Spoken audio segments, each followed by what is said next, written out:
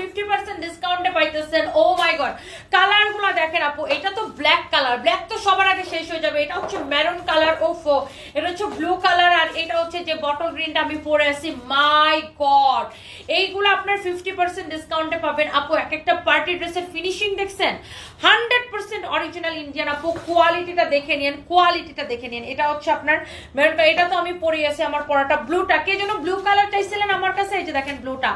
ওহো, ব্লুটা না ব্ল্যাকটা, কোনটা আগে দেখাবো বলেন তো?